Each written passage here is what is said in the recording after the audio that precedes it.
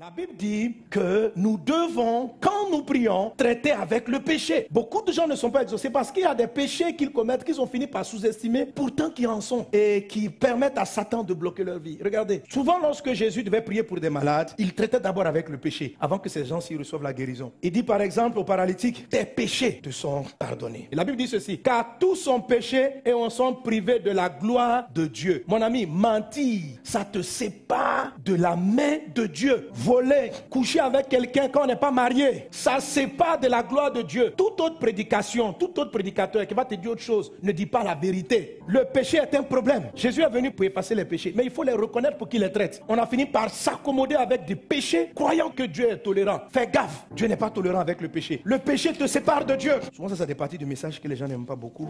Mais dis à ton voisin, il s'en fout, il va prêcher. Tu n'es pas content de ton problème, tu es content, gloire à Dieu. Alléluia. Mais c'est la vérité. Beaucoup de non-exaucements viennent du péché. On dit non, ce n'est pas le temps de Dieu. Ça a été le temps de Dieu il y a longtemps. Mais le péché empêche la main de Dieu d'agir. Non, la main de l'Éternel n'est pas trop courte pour sauver, ni son oreille trop dure pour entendre. Mais ce sont vos crimes qui mettent une séparation entre vous et votre Dieu. Ce sont vos péchés qui vous cachent sa face et l'empêchent de vous écouter. Il va arriver plus loin dans un texte où il va dire ceci. À cause du péché, à cause de l'iniquité, au milieu de l'abondance, vous ressemblez à des morts. Quand le péché est là, ton voisin va être béni, ta voisine sera bénie et tu ne seras pas béni. Qu'aujourd'hui, tout le monde puisse participer à la sainteté de Dieu. Amen. Il y a des personnes qui disent, ah mais pasteur, si cela est vrai, comment ça se fait que certaines personnes, je sais qu'elles vivent dans l'adultère et puis elles prospèrent? C'est une séduction. En fait, il faut comprendre ceci. Satan ne fait rien de bon. Satan ne peut même pas élever quelqu'un. Il dit ce qui se passe, c'est que Satan n'attaque pas certaines personnes pour que ces gens-là servent de modèle au mal. Autrement dit, la dame, elle est dans son adultère caractérisé. Pour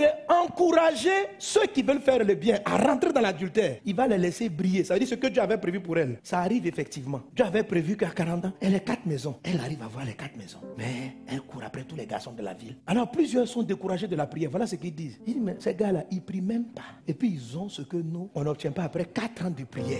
C'est une erreur. Tu finis par croire que la prière n'est pas vraiment si utile que ça. Et il y a d'autres hommes de Dieu même qui vont jusqu'à dire, frère, on ne peut pas pour tout. Il ne faut pas prier pour tout. Mon ami, il faut prier pour tout. Il faut prier pour tout. Maintenant, il y a des gens que Satan combat. Il empêche qu'ils saisissent cela. Ce sont ceux qui sont ses adversaires, ceux qu'il craint. Le chrétien est combattu. C'est pourquoi tu dois prier. C'est-à-dire que ce qui arrive pour les gens sans qu'ils prient, là, toi si tu ne pries pas.